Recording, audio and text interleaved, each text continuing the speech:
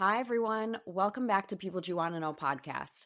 I'm your host, Margarita Lyadova, and I have a truly iconic guest for you today, Kosha Dillz. Kosha Dillz, or Rami Even-Esh, is a Jewish rapper and musician known for his iconic hits like Bring the Family Home, Watermelon with Ormosh, Ceasefire, and his newest one, With Everything That's Going On, What's Going On, among many other songs. Rami has an incredible story which he shares with us throughout this episode. He has been rapping since he was 17 years old, and he's always been heavily involved with the freestyle rap battle scene. As he mentions, he's even done a couple of seasons on MTV's Wild 'N Out, which I highly recommend you watch. He is fantastic on there. I gotta tell you that when we recorded this episode, I was sick as a dog.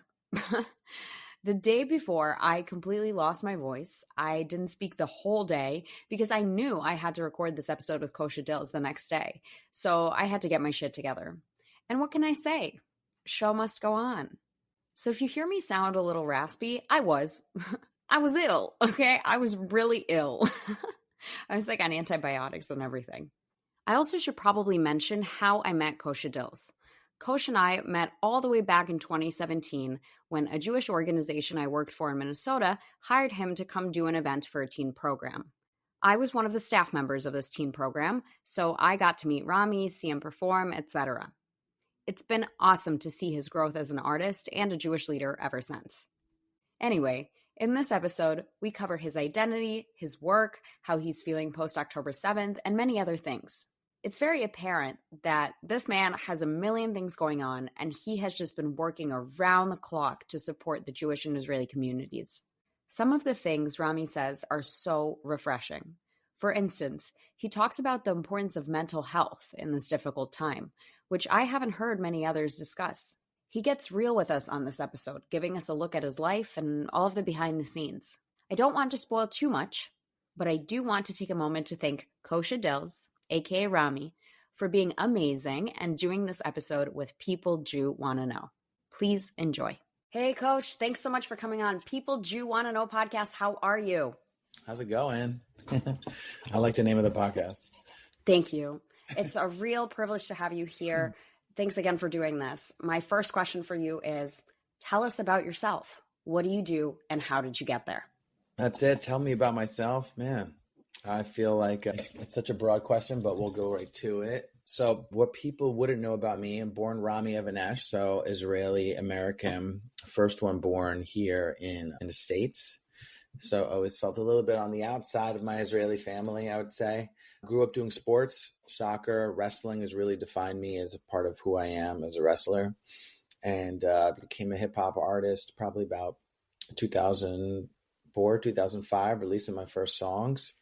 And since then, I've been sort of making always just like hip hop has really driven me to every part of my core, something I really identified with. Got started doing rap battles when I was really, really young and open mics in New York City and sort of just incorporating a little bit of my Israeli Jewish identity, making references to like Jewish things during my music. And this was sort of at the time of when Matasiyahu started out. And that was like one of the first big Jewish artists I collaborated with or that let me rap with. I come from a lot of addiction and jails, sort of like from my 2000 to 2004 after wrestling. I got sober in 2004, been sober ever since. And then throughout that time from 2004 to 2024, which is 20 years, throughout time, like, you know, I've done things like get record deals to rap battles, a giant stadium, to become a playable video game character. I've had a Super Bowl commercial, had a Billboard charting album. I've been on the same shows as everyone from Nas and Busta Rhymes to festivals with Portugal the Man and Guns N' Roses, you know, Wu-Tang Clan collaborations with RZA to, you know, Matasiyahu to Moshav Band and Alexander Clare and a lot of like niche Jewish religious artists. And sort of trying to, my dream is to bring all those worlds together. And yeah, you know, as of recent, I've been creating content, I guess you could say, around the war and making a lot of songs about the war. And that's sort of where we're at today, which is like a new birth of where I'm at, essentially. Also in between, it should be noted that I'm on a TV show called Wild 'N Out. So 3 seasons on that with the 4th one coming up. And yeah, it's user-friendly Jewish rap music with a hint of I don't know, angst, I guess, teenage angst for a guy that's not a teenager. So I have a ton of questions prepared for you. But before we go into them, I wanted to share a thought that I think is why you stick out so much to me as an artist and as a creator. You've been around forever and you've done like everything from performing on the street to performing in a very intimate space with like few people. And what I love about your work is you just know how to grab the room. Like you could be performing to one person and it feels like a full-scale production and it feels like you're performing to them. And over the years, seeing you being able to cultivate that is really cool because it just shows that you're really an artist. You know how to focus everyone's attention on the performance that's happening. So it's really cool. And now that you're posting more of the content, we actually get to see some of the gigs that you're doing. So when you go and you rap for soldiers, or when you go and you rap for a porn party in Brooklyn and like some basement, we get all these different ways to look at your work. Yes. I don't know. Yeah. The thing is, I don't think artists really want to play for small amounts of people, but until you play for a large amount of people, you have to play for a small amount of people. And that's just the reality of it. Like for people to come out for you to sell a ticket, that takes a lot of clout and respect. And for people to be like, oh, Kosha Dillz is playing, I'm going to pay $25 for a ticket. And you really have to cultivate a live show that really demands that. And that's like the standard that you're sticking to. As a hip hop artist, and because of like a content creator and just all these other avenues, when you go out and you do things as a solo person, it's really hard to develop that where you become that person that everyone wants to see. So you're going to be playing for 10 people and 20 people and 30 people. When you announce your name, everyone's like, oh, I got to go see him perform his songs. If you don't know my songs, that's it. Now I'm honestly starting to see, like with the recent music I've recorded, people are learning all the words to the songs, which is really cool, even though the numbers might not be massive, but they are learning all the words. So I'm like, okay, I need to get 1 million streams on a song, or I need to get, 10 million streams on a song. And there's just multiple ways for that to happen. And right now I'm getting millions of streams on videos, but they're not my songs yet. And I think that's like the next step toward, getting them to the music. So I wanted to ask you about that. You've never shied away from whether it's performing on the street to interviewing people on the street, like at the rallies. And that's what recently made you go super viral, is interviewing people on the street about their position on Israel and events after October 7th. What do you find? Like, do you think something's going on in society? How do you feel about the state of the Jewish people, human nature, anything that you can reflect on? Yeah, I think, well, a lot of people will say, like, maybe my father will just have this discussion. I'll be like, yeah, people hate Jews, and I'm like, he's not wrong. People hate a lot of people. People hate Indians, people hate Chinese people hate Arabs, people hate all different kinds of people, Black people hate, that's just standard. But what's really interesting this time is that everyone thinks they're doing the right thing. So, for instance, you can't go to another rally and be like, well, what about this? Like, and they're like deadpan serious, and they're not flinching at that. They're out there marching for the greatest cause of humanity. They're going home happy. And I think that's like a really interesting. So I always call it a choose your own adventure, which was one of my favorite books as growing up as a child, which is, you didn't have to finish the whole book. You just chose what part of the book you wanted to read. And like society isn't a choose your own adventure book. That like there's multiple adventures happening. So I truly believe that people, think that they're all doing the right thing. And sadly, there are people that are like hanging outside events, trolling Jewish people and being like, you're a Nazi, And like they think that's honestly the best thing, the best option for them. They're not doing that, and they're not going home feeling bad about themselves. They're going out to eat to the diner and everything. So, that takes a totally different approach that people aren't used to. And I think not that many people understand how to take those approaches. And, someone asked me, how do you speak to people like that? I'm like, you don't have to speak to them. You let them speak to you. And I do think that when you do engage in conversations, and I'm making the videos, it truly a choose your own adventure book, like if you did a book report to the class, right? And it was a choose your own adventure book and everyone read this one book and people are gonna be like, what the hell is this guy talking about? Like what part of the book did he read? Because they didn't read that part of the book.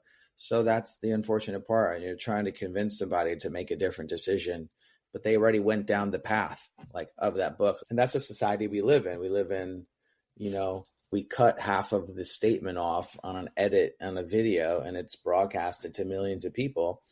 So there's different responses. So I go out there knowing that makes me realize it's like a different sort of beast, Yeah, we are at the point where we kind of live in different realities as different people, which is a shame because you'd think with more access to information, we'd find the common truth, but we're actually the furthest we've ever been away from it. So yeah, with more understanding and access to information doesn't mean we'll use it. In fact, that's the concept of if there's more people to date on a Tinder app, you think it'd be simple to be in a relationship. But in fact, everyone's overwhelmed and they just check out. So it's sort of the more is sort of an addictive mentality. The more things are documented, the less people believe them because they already have their own opinions and they already formulated their own things, Yeah, 100%.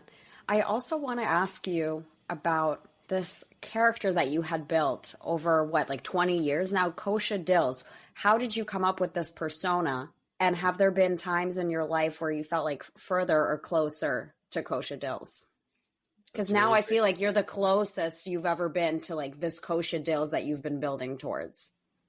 Yeah, this is a great question. I think, before October 7th, I wrote probably 40 some songs that year. And all of it was like relationship stuff, depression, feeling a certain way, comedy, just all different stuff, especially on the emotional tip. I wrote songs as Rami, like just as my regular name.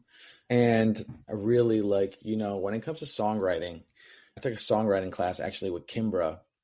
And I was taking this songwriting class Kimbra's from the Godier song, Somebody I Used to Know. Like it was like a really famous song. And they actually happened to be very, a really interesting take on songwriting. And the cool thing was I paid for the class. And then when the war started, they refunded me, which was really nice because I was like, I'm like, I can't be like in this. And they ended up becoming part. She's very like, holistic. You could kind of tell I'm, in the ceasefire crowd and stuff. And so Gautier's always been pretty adamant about that.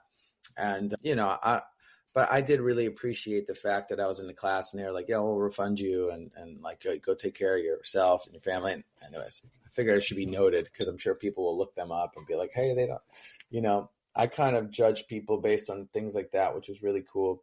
I try not to judge people in general. Like I wouldn't even cared. I'm just like, I'm out. Like I can't like focus, but I did make a song during the class and it was just cool. It was just like it was a really positive collective of things. And they said like the most powerful stuff that you're saying is in the beginning of the song.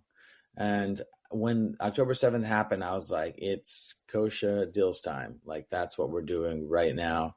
And it's going full Jew mode, like whatever.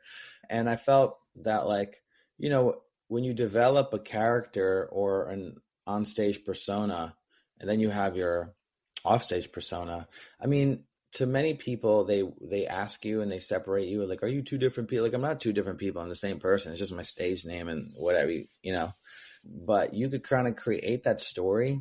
The reason why I picked Kosha Dillz as a name was that because my distance from my Jewish life was quite distant. Rami, the name Rami, is, also a Palestinian name, Egyptian name, Lebanese name. So people always were like, where are you from?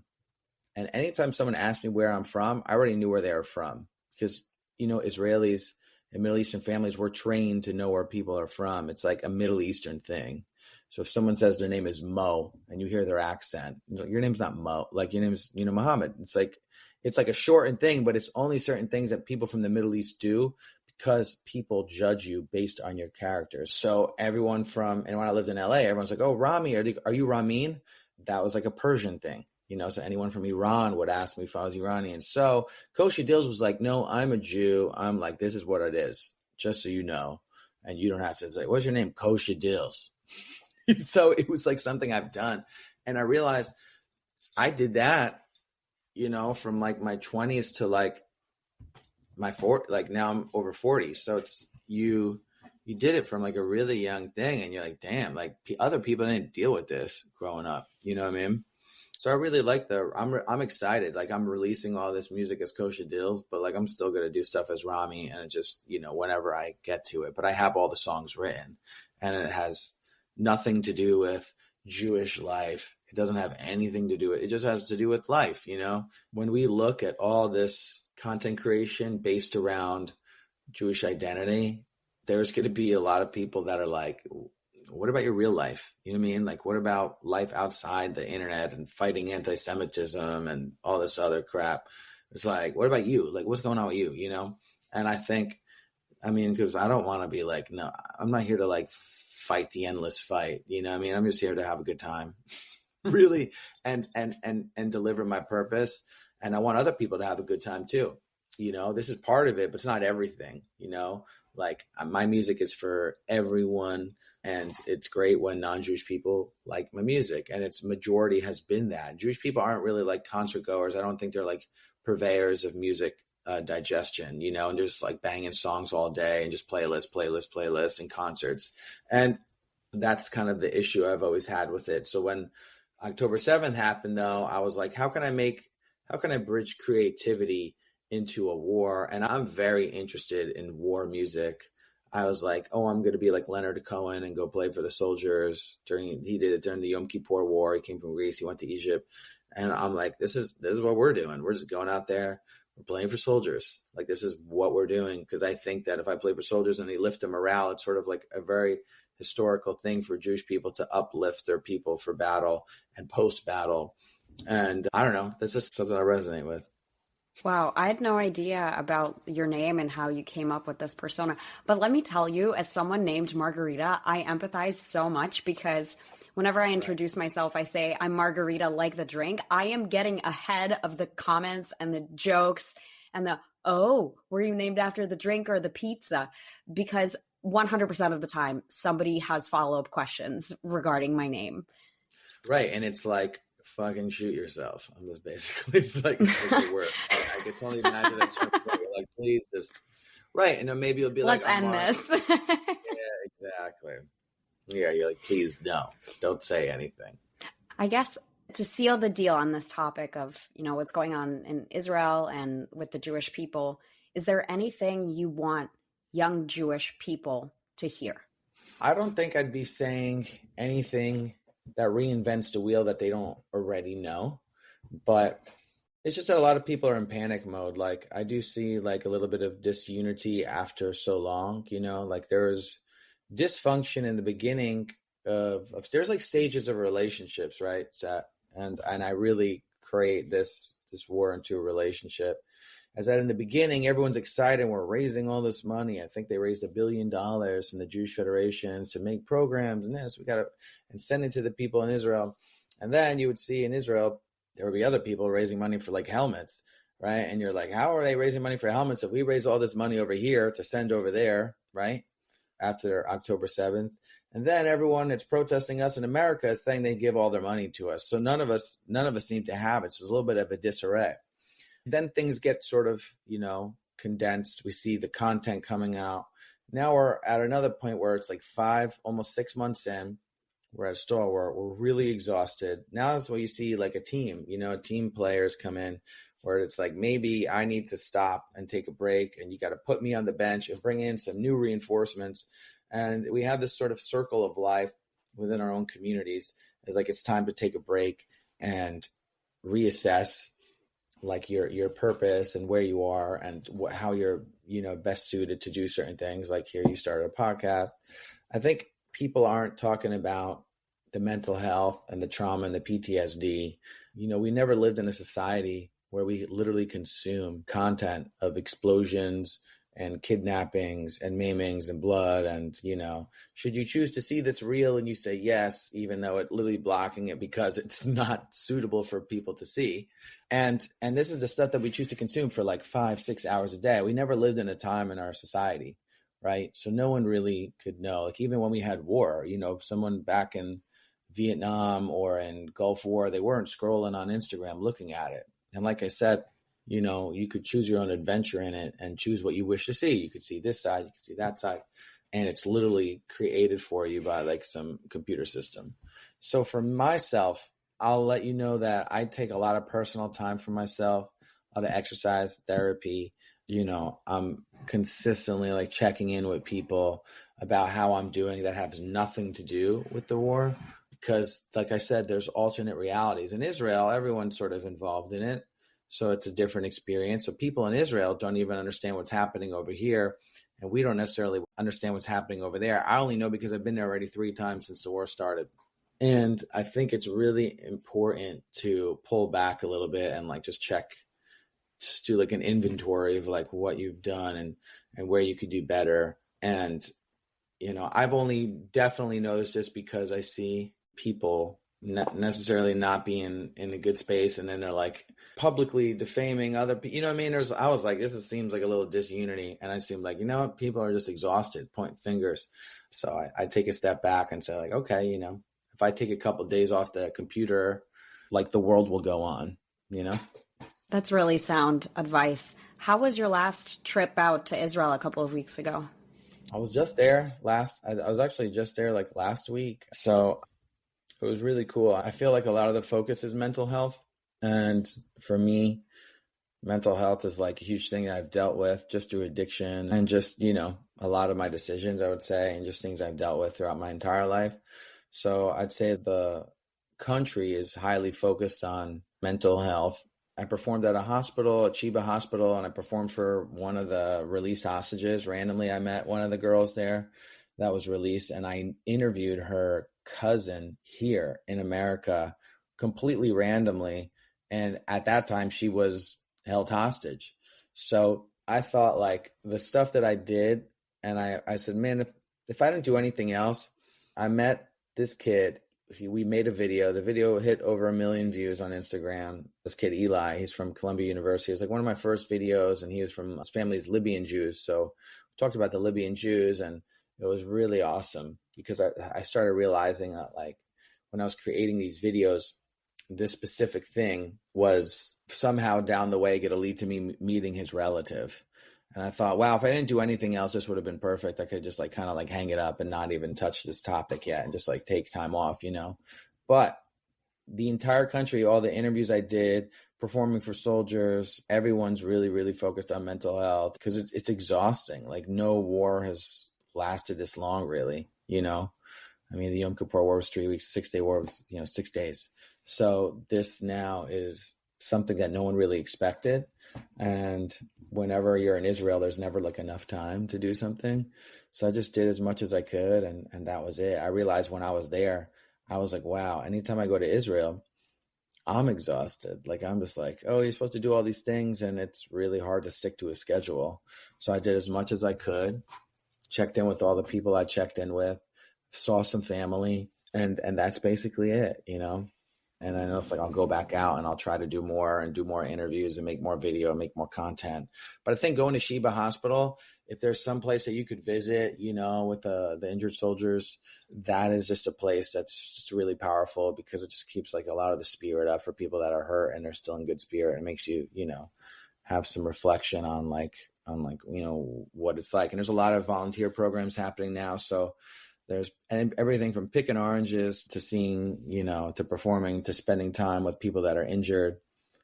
The hospital stuff for me was the most powerful. And also just, the morale of the country is like, we're in a part where we need to start moving on back to our normal life to actually be more effective in this collective effort of retrieving the hostages and dealing with the outside pressure of now people just literally, really, really, really hate Israel more than they ever have.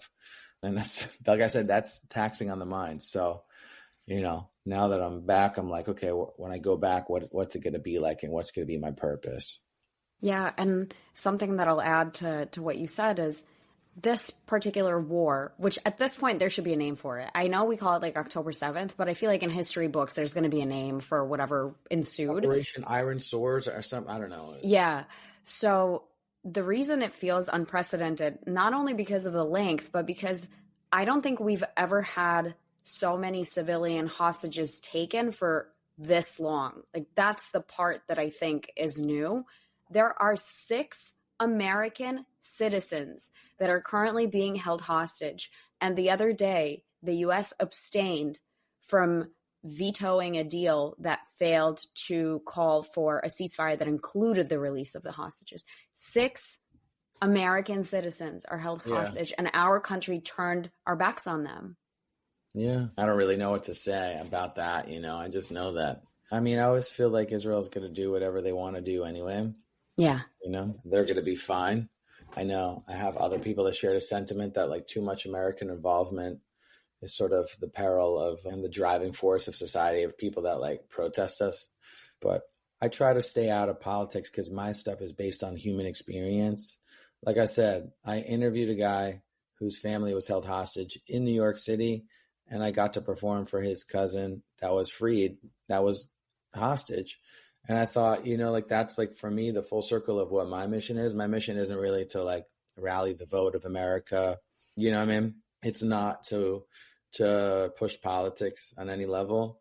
So for me, I'm trying to catch human stories because I think as a human level, Israeli, Palestinian, like I truly believe like if I know you and like I have a friend who's Palestinian, had 60 family members die. And I'm like, okay, how can I help you? And I know like in that area, maybe I'm failing a little bit because I should have moved quicker and posted his videos, etc. But it's like trying to get everything right. I tried to get everything right in this world of creation. And I got to the point where I had so many interviews that I interviewed one person about her cousin who was held hostage. And then he was murdered, and the video didn't get out. Like I had multiple videos, and then I'm like, now I have to rechange the video. And now they're still out there marching for the release of the hostages, and they're very much part of the world. It's like, how could you be celebrating Purim when we have hostages? We're not celebrating Purim till they come home. And the rest of the world is like, no, we need to keep celebrating our life and go on, because this is like how the Israeli condition is essentially. It's like the society has been conditioned that we're always going to be at war, they're always going to try kidnapping us. We're still going to do our holidays and get back to it, and then we'll, Passover, Ramadan, etc. For me, I know that if I can capture a great human story of people coming together, it could literally shift the minds of people over here. And I think I'll focus on the diaspora. So the stuff that I'm doing is hopefully going to get people be nicer to each other. That's what I'm trying to make the content that I'm making and engage in conversation. And if it does anything, and if it doesn't make people nicer to each other from opposing sides, it's more like empowering Jewish kids to like go and make stuff. Because to me, I don't really have to worry about the vote. I'm just making videos for me. You know what I'm saying? Like, you guys do the vote. Like, that's your department. That's not my department. I rap, I make comedy, I do this, I make videos. That's my department. Now I'm going to do my job. You guys all try to do yours. I want to focus on doing. And I think whether you like what I do or not, I'm doing it. It's going to be done. Whether they like it or not, it's going to be done. Yeah. And that's what basically Israel's response was like, okay, the whole world turns on us. We're going to do our thing. We're going to still be good people. We're still going to deliver the aid trucks, even though you think we blocked everyone. Even though they do block some trucks, some people, there are hundreds of aid trucks getting in. And then I'm like, when I see stuff like that, I'm like, okay, I need to go make a video and go to the border and make my video there. I don't care if it gets 20,000 views or 200,000 views. I just need to make it. That's like how my mindset is, Yeah, and honestly, I didn't have any idea of some of the stories. Like, you've seen so much, and you haven't even shared probably like 30% of what you've seen. Yeah, I have interviews with one of the prime ministers that I haven't even posted. I'm like, oh man, it'll be a good time to drop this, and maybe I just have so much, and it's like I'm like also living my life. I'm like trying to stay healthy and do my life and pay my bills. And I'm like, I got to post this video that the whole world's waiting for. I don't really sign up for that. And so that's when I started making this. It was like I went from making, 15,000 views on a video or 50,000 to like 5 million. And it was just like, whoa, this is, and eventually that's what you kind of want. And then you kind of have to keep feeding the beast and realizing maybe you do have a little bit of a bigger stake in this world. And when I went to Israel, people are like, thank you. So people like stopped me in the street all over. It was completely awkward that's what was happening. But it makes you think like, okay, people are watching and this is what I'm doing. And it's not really though, like who exactly I am to a full level. Like I just want to really make songs and jokes.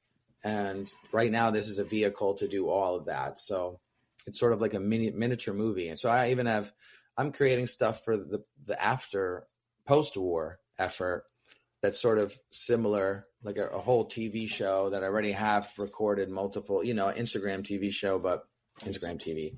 And I'm like, okay, this is going to be perfect for this time. So I'm just creating is really healthy, I think, for everybody. Like the fact that you're doing a podcast and just trying to talk to people, it helps. It's going to help somebody, and including but most probably going to help yourself too. And I think that's really important, Yeah, it's the biggest privilege to speak with people like you and others have a little bit of time in your day to get to know you and share your story.